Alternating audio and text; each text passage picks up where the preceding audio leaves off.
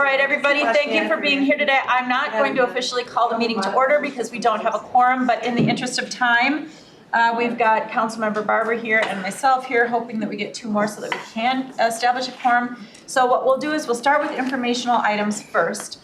If we don't have a quorum tonight, we're going to actually take our business item, which is, where are we at here? Okay, yeah, oh yes, sorry. Oh yeah, there it is, sorry. I got two agendas I'm working at. So the fourth quarter budget amendment, we'll actually not handle that here today unless we get into a quorum. We'll take that right into the council meeting. Stewart can give the presentation there. Assuming everything goes well, I would be the maker of the motion and we'd be still good to go on that item. So with that, right now, I'm gonna get rid of that agenda because it's screwing me up. Okay, so we're gonna go right into the third quarter financial report. And Marie is here and Ed is here and Ned, got everybody here. Nick, thank you for working with us on some flexibility here, and you have all of our attention, so we'll move ahead. Well, good afternoon, Madam Chair and committee member. My name is Marie Henderson, Deputy Member. And just if I may, just a point of order, we have microphones, and maybe some of you have been working with these already. Didn't have mine turned on, so you can turn them on and off as you need during the presentation. Yeah. So I'm Marie Henderson, Deputy CFO, and with me here today is Ed Petrie, Director of Finance of Metro Transit, Ned Smith, Director of Finance of Environmental Services, and Nick Hendrickson, Budget Director of MTS, and we are here today to present the 2022 third quarter financial report. This is our summary slide of our operating reserve balances. Per our policy 3.8, our target fund balance, this policy purpose is to promote responsible fiscal management of each of our operating funds. A target fund balance is intended to help the operation fund and unit meet cash flow needs to ensure adequate protection for unanticipated events. This helps the risk for the management for the council. Our bonding council also likes to see healthy reserve amounts, and the targets are intended to be benchmarks and not absolutes. On this slide, you can see that all divisions at the end of 2022 are projected to be at or above the target reserve balance. This gives us a great overall picture between our minimum target fund balance compared to the projected availability of year-end reserve balances. Focusing on the general fund, these are our most flexible dollars. And these dollars are spent in the general fund, fit the mission of the council, and can be used for targeted one-time use projects. The revenues from the general fund are primarily from property taxes. The taxes are recorded in this fund in July and December. Revenues are expected to be coming in right at budget this year. For 2022, the general fund, the budget is developed with the use of reserves of $3.7 million. This is mainly due to these one-time equity projects that we carry forward from 2021. Expenses are slightly lower than prior years, mainly due to open positions in our IS department and lower spending on contracted services. The available ending reserve balance is projected to be around $7 million. Part of the general fund also has assigned and committed balances of $7 million, which have specific things that they can be spent on. And just to refresh you on what that $7 million is on this slide for committed balances. And with that, I will turn it over to Environmental Services. Thank you, Madam Chair and members of the Council Committee. My name is Ned Smith. I'm the Director of Finance and Treatment for MCS. In 2022, Environmental Services is projecting to come in $4.2 million over in revenue, $9.2 million over in expense, and $1.3 million under in transfers. This projection yields a net $6.1 million use of reserves, which is 3.7 more than we budgeted this year. As our variances are more than we budgeted, we are also submitting a fourth quarter budget amendment, and I will point out the specifics of that amendment as we walk through the forecast. Beginning with revenues, as I mentioned, we are projected to come in about $4.2 million over budget. $3.2 million of this is from a significant industrial waste customer who had a monitoring issue. We have fixed that, and the revenues have been adjusted accordingly. We don't expect that revenue overage to continue into 2023.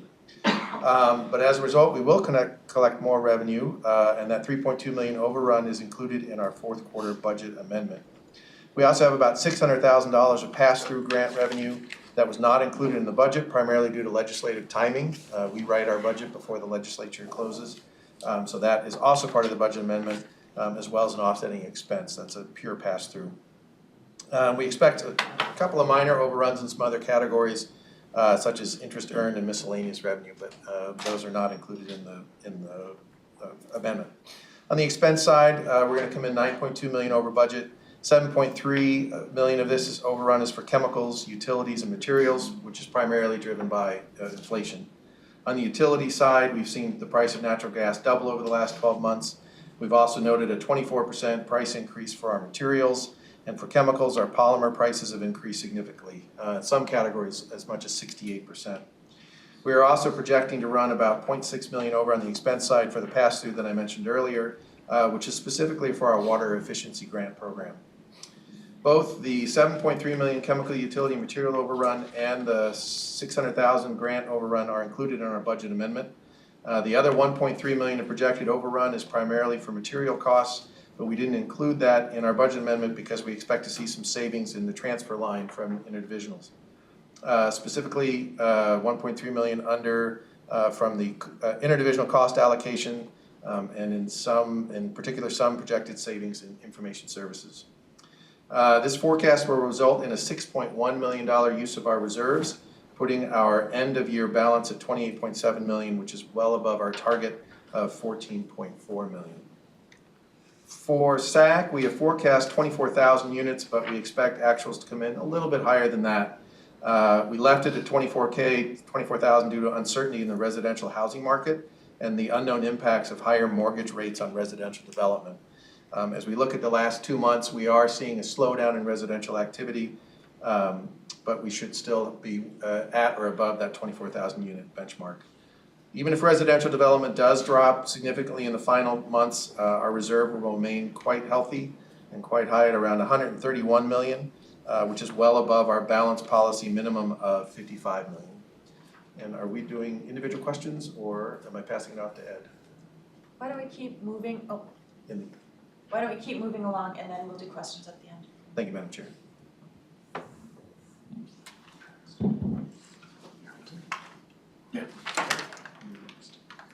All right, good afternoon, Madam Chair, committee members. My name is Nick Henriksen, Finance Manager for Community Development and MTS. So I'll start off with HRA. HRA revenues are projected to be favorable to budget by $1.2 million. This is mainly due to Metro HRA receiving higher administrative fee revenue for the federal housing voucher programs than we had budgeted. We also have a small favorable variance in interest earnings and rental income. When looking at the expenses overall, HRA is projected to be on budget by year end. There are a few things worth noting. For the expenses related to the housing program, the housing assistance payments are projected to be on budget by year end, but we have a slight unfavorable variance in areas like security deposits, housing maintenance, utility costs, and this year the Metro HRA has seen a decrease in the number of vouchers that are being absorbed by other receiving housing authorities, which is resulting in a higher portability fee payments in 22 than anticipated. However, we have favorable variances in general administration expenses such as salaries, travel, consulting, and contracted services. So overall, the higher housing program expenses are being offset by the savings in our general administration expenses. The projected reserve balance for Metro HRA is $14.1 million, which is above the council's minimum reserve target balance of $7.4 million.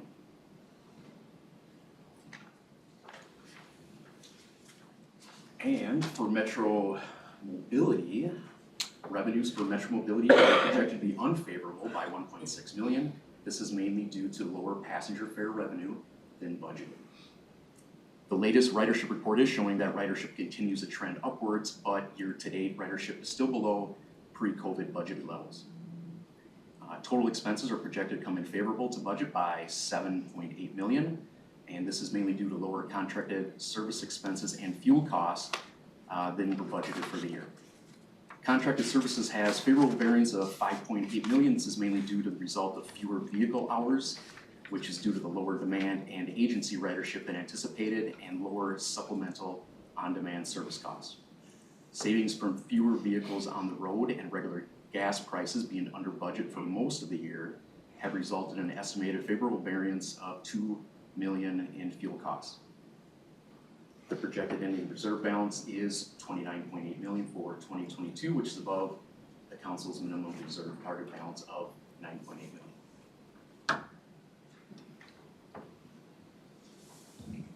Okay, Madam Chair, committee members, Ed Petrie, Metro Transit Finance. I will take on the next few slides.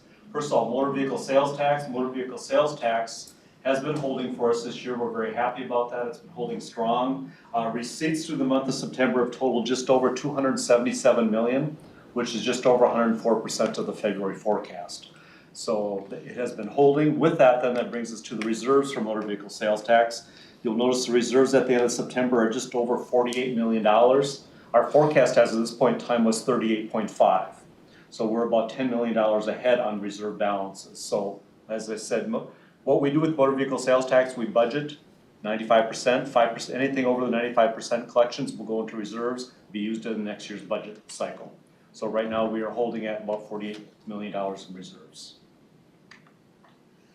So now I will take you to the Metro Transit family of services. Metro Transit bus operations. We had a budgeted use of reserves of about $1.2 million for the year. We're actually going to come in, we're forecasting a surplus right now of about $55 million. That sounds really good. That sounds like we're doing really well, but the challenge that we have is the fact is that it's on the expense side. As you recall, we budgeted 95% service levels for calendar year 2022, and we do quarterly picks. Right now, our pick that's going in the month of December, we're below 70% service levels. We're at about 68%. So the challenge we're having right now is the fact that we can't hire operators. And that is, we've been having a number of classes over the last month or so, having a lot of success, a lot of people coming in. So we're very hopeful by that, but the fact is we are so far under, we've been averaging around the 70 to 75% mark this whole year. That results in the significant savings in both operator salaries, mechanic salaries, bennies, fuel, and parts for the service. So it's a nice position, financial position to be in, but it's not a good long-term solution for us. As the fact is that, when you don't have the service on the street, your customers are finding other alternative modes to travel. So then it's going to be the challenge once we get the operators back. It'll be the challenge for us to get the passengers back. So that will be the challenge for us. But as I said, we have a forecasted surplus of about $55 million. It'll bring us to ending reserves of just over 130 versus our target fund balance of 32 million. And if you recall also with the 2023 proposed budget, we're budgeting right now 80% service levels for next year. So we're watching that very closely with where we are at the end of 2022. And we're talking with our general manager, we're suspecting it may not be until about mid-year before we get up to that 80% level. But we're watching that, Madam Chair and committee members, very closely. Moving on to light rail operations. Light rail operations, we had budgeted a surplus of about $91,000. We're going to come in about $600,000 surplus. Brings us to ending reserves of $12 million versus target balance of $7.7 million. Passenger overall, so they have a couple of variances on light rail. Passenger fares are below budget. We've seen a decrease in the number of rides, as we've seen on the bus system. But one of the other biggest pieces is the average fare. Historically, the average fare on light rail runs about $1.13 per fare per ride. Right now, we're hovering around 80 cents. So we've seen that slowly come up over the last few weeks, but that's one of the things that we're also watching very closely. For the budget for 2023, we have proposed 80 cents, which is currently where we are at. On the labor and benefits side, we're also under budget there, just over $2 million. That's also the same piece with operators. Because the operators for the light rail system come from the bus ranks and move over into light rail. So we're down on the bus, that hence that creates a reduction on the light rail side. If you recall then for our 23 budget, we normally run 10-minute frequency on the light rail. We're budgeting right now, or the proposed budget is 15-minute frequency due to the operator shortfall. Commuter rail operations, we had budgeted a surplus of about $860,000. We're gonna come in at about $2.3 billion. The main reason for the surplus on commuter rail operations is if you recall, we budgeted for 4 trips in, 4 trips out for that level of service. We are still operating 2 trips in and 2 trips out. So it's mainly due to the reduction in the levels of service. The proposed budget for 2023 is at the 4-trip level and including weekend service. And with that, Madam Chair, we'll stand for any questions. Great, just before we move on, and let me see where I noticed it. There was one slide where the numbers were just a little bit off. And I think it might have been, maybe it was housing, but I'm assuming everything you presented is current. And there was just one slide in here where it was just a little bit off, not by a great degree, so I just wanted to make a note of that. All right, are there any questions by council members? Councilmember Barber? Thank you, Madam Chair. It's more just a comment. Especially at this point of the year, you're really starting to see the true financial picture of the year. And I just have to say, in very volatile times, a lot of things happening, a lot of moving pieces coming out of COVID. You guys are doing amazing work. Like it's very impressive to look at this and say, okay, like we can step forward and be able to advance from here because we're on a good solid footing. So just want to make that. Thank you, appreciate it. Any questions, Councilmember Gonzalez? Yeah, just one quick question on the excess, that's not the right word. The surplus on the balance, that it's higher than what we had envisioned. Are those funds available for other things? Do they carry on to the next year? Are they going to be used because we know that things are gonna change next year? I mean, what's gonna happen with all those surplus and the balance of the reserves? Okay, Chair, committee members, I'll jump in first. You saw probably the largest surpluses on, like, for example, Metro Transit bus operations. First of all, the reserves, they go down to our fund balance reserves and they are used then for the future year operations. One of the other things that we also do on the transportation side is we actually do what's called the toolbox, which is a 4-year forecast. We forecast the first year and then 4 years forward, 2 bienniums forward. So we're always looking forward for the next 2 bienniums, looking forward and looking at what we think ridership trends might be, spend trends, motor vehicle sales tax. When we get the new forecast from the state of Minnesota, we forecast all that out. And we're using that along with all of our federal funds and the reserves to see how far we can get over the next 4 years without any intervention like from the state of Minnesota or something like that.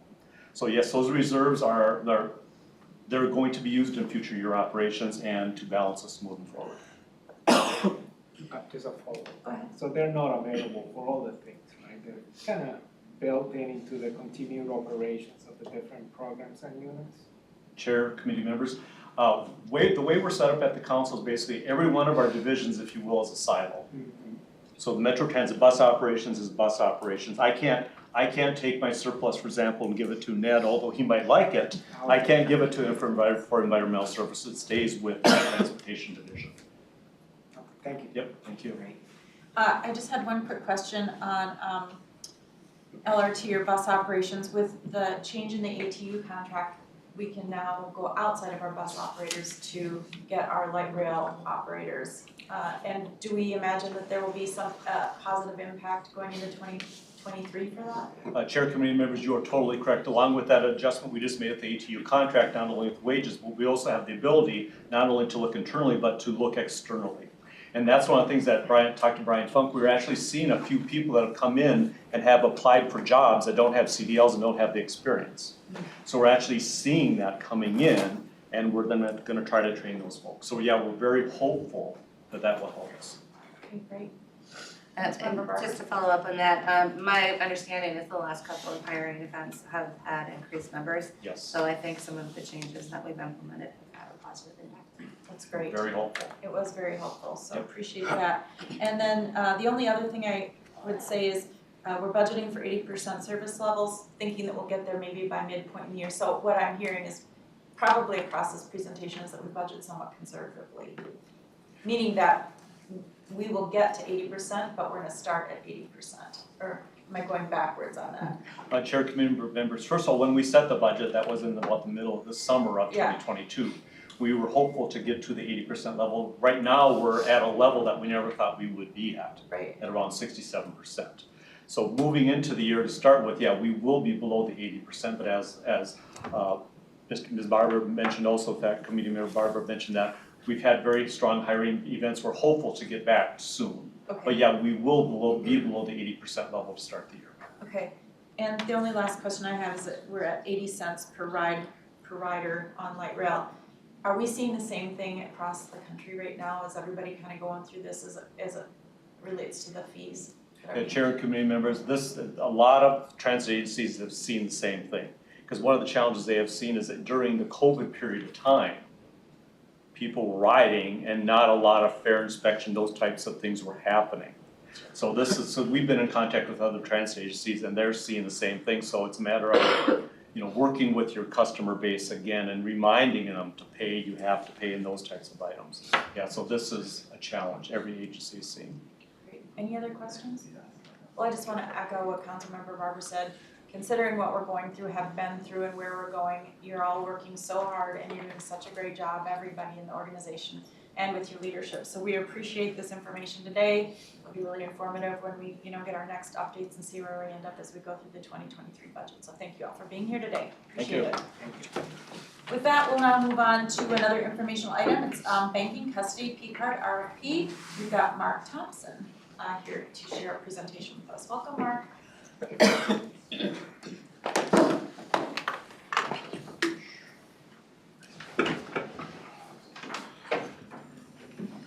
Good afternoon, Madam Chair, committee members. Mark Thompson, the Treasury Director, and I'm here to present this financial services solicitation informational item. The intent of this item is to give you awareness about an upcoming RFP and also take your feedback and questions, and also to follow up on a conversation we had last management meeting. So a lot of this presentation focuses on our banking, and if I get too far into the weeds, please let me know, but there's a lot of information on here, but I'll try to keep it somewhat high level, but happy to answer your questions along the way, so. Great. So we're in the process of building out the RFP currently to solicit these three services. It's the purchasing card, our custodian services, and our general banking. This slide gives you information on each of the three services. We've historically solicited these three together in one solicitation. There'll be a separate contract for each service. We've done this way in the past because there's a commonality of proposers we expect. In fact, last time we went out with this, we had the same 5 banks respond to the P card and the custody services, and 4 of those 5 banks also responded to the general banking. So we thought it was more efficient to go out together, since the same parties we expect to be proposing together. So quickly, the purchasing card is currently with Bank of America, and the current contract expires in August. The custodian is with Principal Financial Group, formerly Wells Fargo. They sold out to Principal recently. That expires in June. And our main bank right now is Wells Fargo with a contract that expires in October of '23. You can see the costs associated with each one. The purchasing card has really zero cost to the council because we receive a rebate based on our credit card spend. The custodian is about $40,000 annually, and the banking is around $10,000 a month for all of our banking services, and we typically cover those with earnings credits on our balances, so we actually don't have to pay that out in cash, but we don't know what the bids will state, so we say that it could be up to $750,000 for 5 years, but we don't expect that to happen. Just quickly, I don't know if everybody's familiar with the three services, but P cards are used for small dollar transactions. We've got 330 cards across all divisions. our custodian safe keeps all our investment securities in our short-term and long-term portfolios. We've got about $1.5 billion in security value with the custodian. It's required by statute and our investment policy to have a third party keep our investment securities. And it's just used by us in Treasury as we manage the investments. Banking, well, we've got 9 different bank accounts and we use a lot of different services and products. I'm going to show you those in a moment. And we have about $3 billion of annual activity in our banking.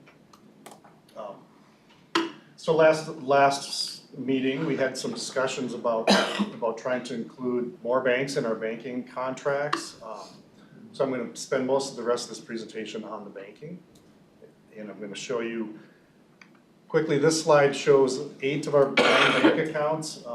And I'm not going to go into each line item, obviously, but these are actual accounts we have with our main bank. And just graphically showing you all the different services and products we use for all these accounts. So quite complex, a lot of different pieces. And what the slide doesn't show is also a lot of these accounts are connected. In fact, 5 of these accounts are rolled up together on a daily basis.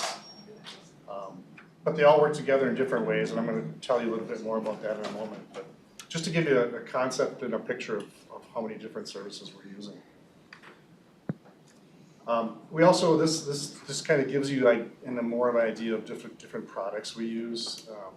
We receive money in a lot of different ways, and we pay out money in a lot of different ways, and we're managing that on a daily basis. We often, for instance, we get transit fares that come in 4 or 5 different ways, and we get wastewater charges that come in, and we get we get wires from grants, and we get a lot of different ways money comes into the different accounts. Typically what Treasury is doing on a daily basis is transferring those funds. Once they come into designated receipt funds, they're transferred into our main fund. And then they're transferred out to payments, right? So we're paying payroll, we're paying debt service, we're paying all our vendors, and using many different products to do that. And we have a lot of, obviously, designated payment accounts that have a lot of fraud protection on them. So Treasury is managing that process on a daily basis, and we're forecasting our cash flows. We're making sure that our divisions all have the liquidity they need. And that's kind of what this slide is all about. So it gets to be a lot of connectivity and funds moving around to a lot of different accounts on a daily basis. This slide is showing you the 9 different accounts. I'll kind of describe the current A grouping. You can see the bracket on the left is all the accounts we have with our main bank, which is currently Wells Fargo. And I'll walk through those quickly in a moment. And we have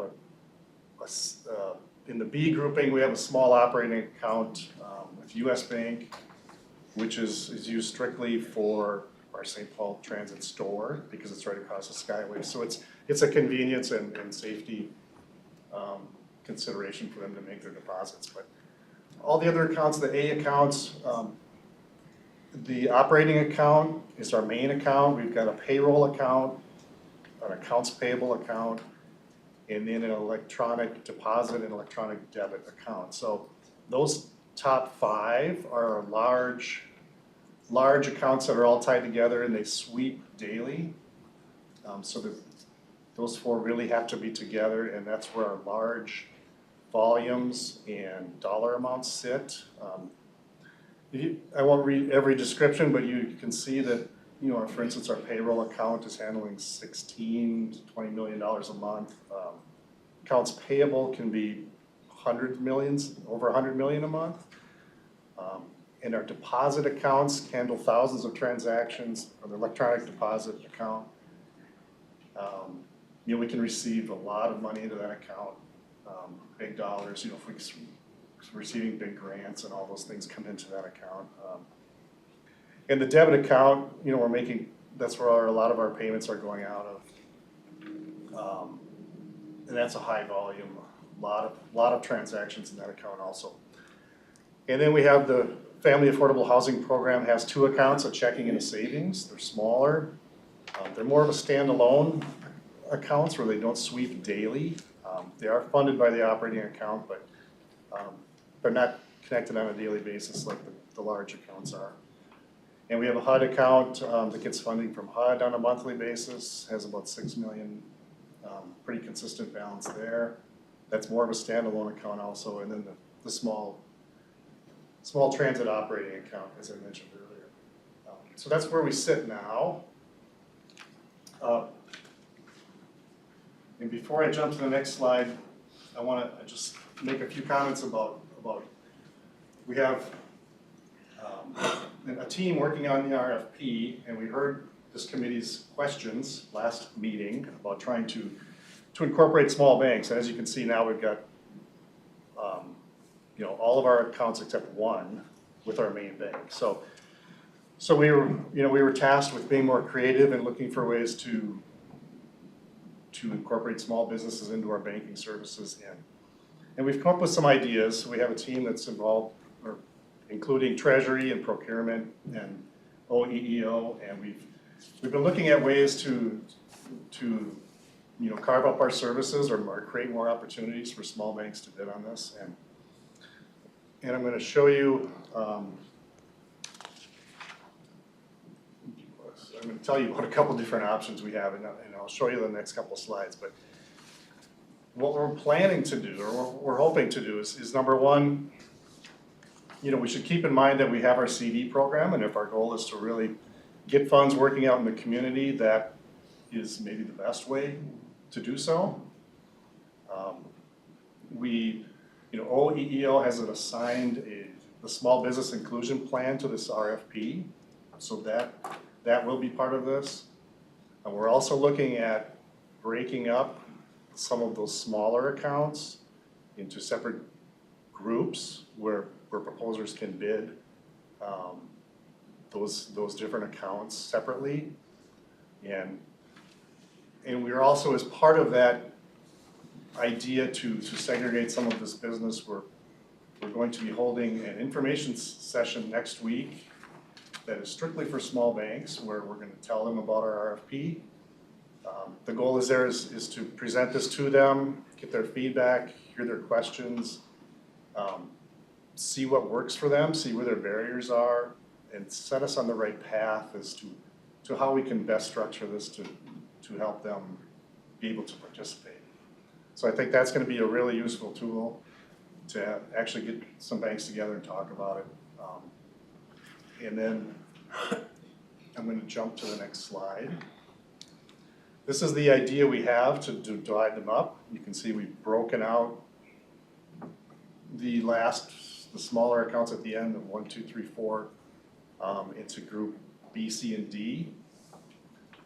So we're going to present this in our information session next week to a number of small banks and get their feedback. And hopefully we will get some positive feedback where they say, yes, we will be able to participate. We want to hear if they have other ideas, right, on ways we can structure it, possibly even a different way.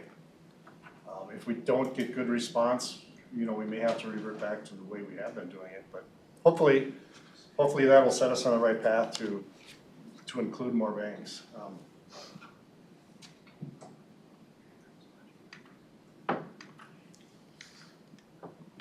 And lastly, this is quickly the schedule. You can see that we're working on building it right now.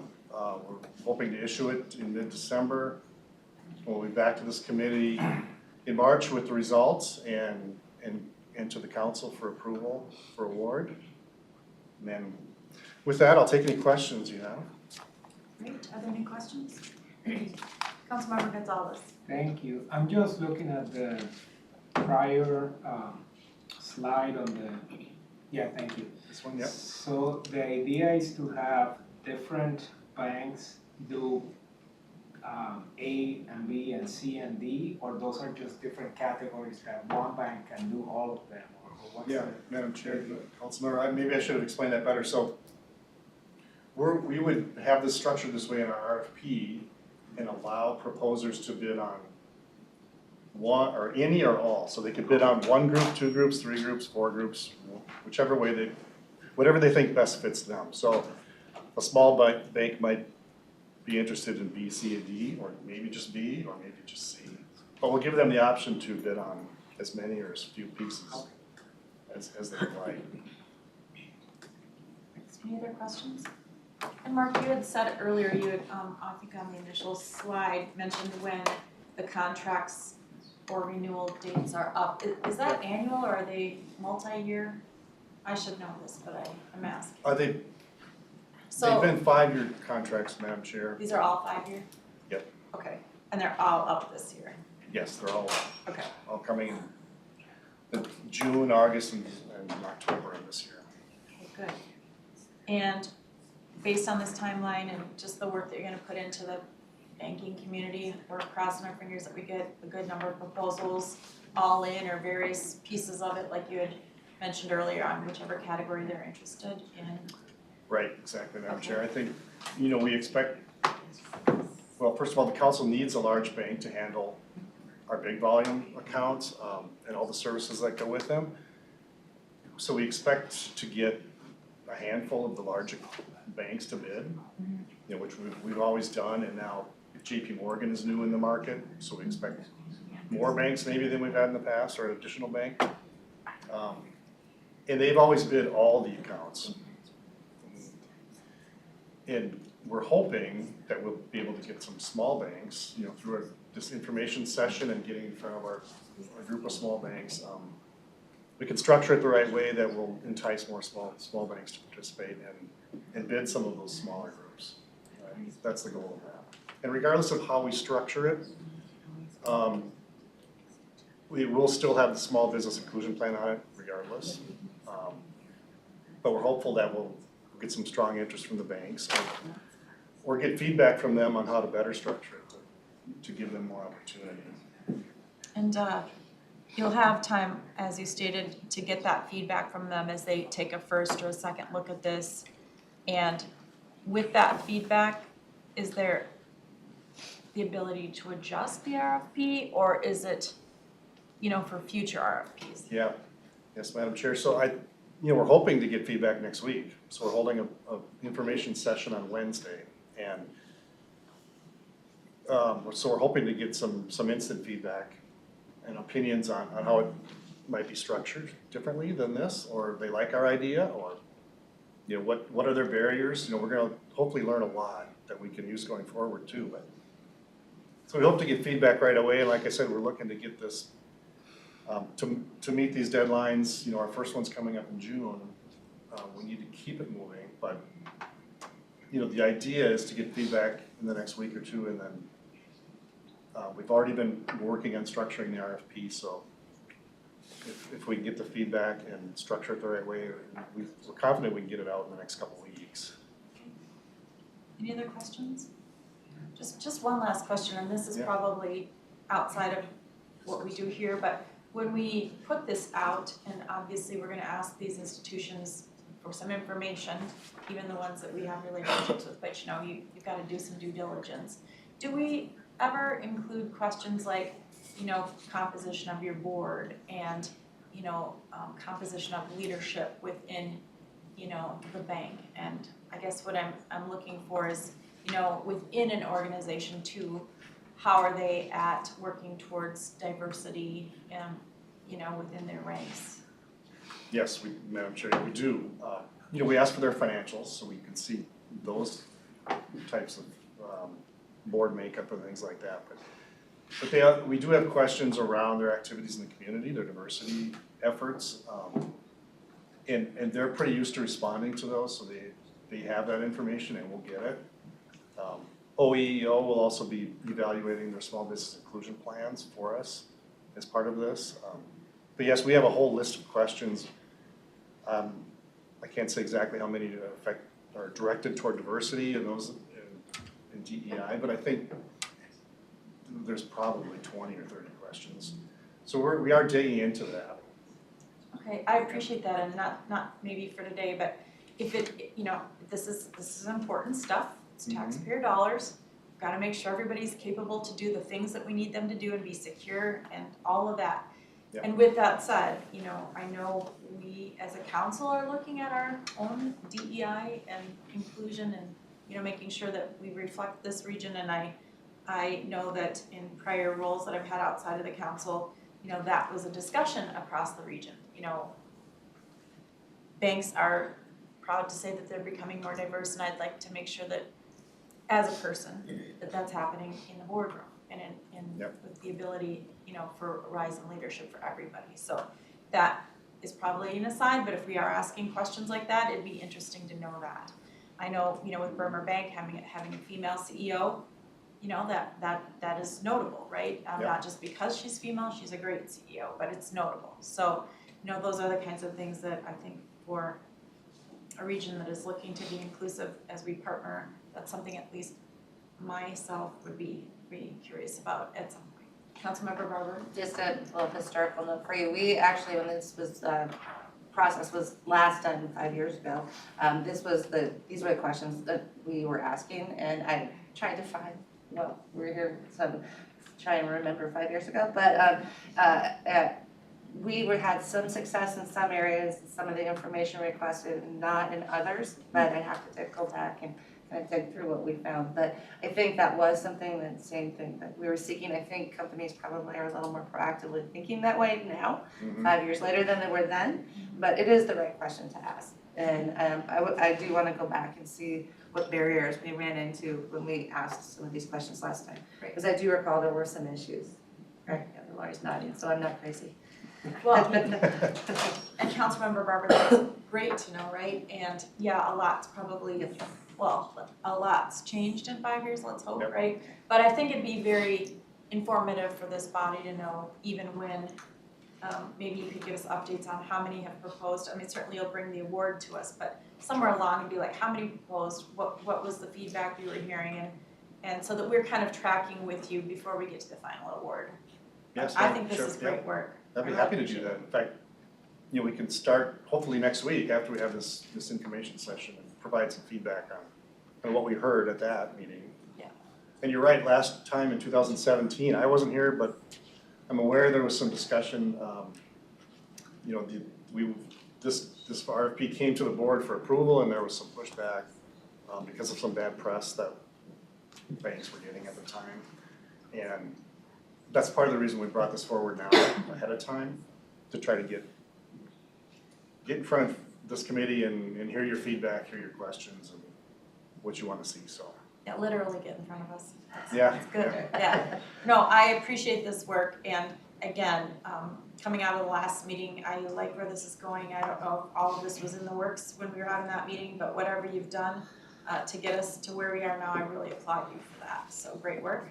And it'll be exciting to see what we end up with. And at the end of the day, like you said, we have to choose a bank and move forward. We aren't sure who or what that'll be yet.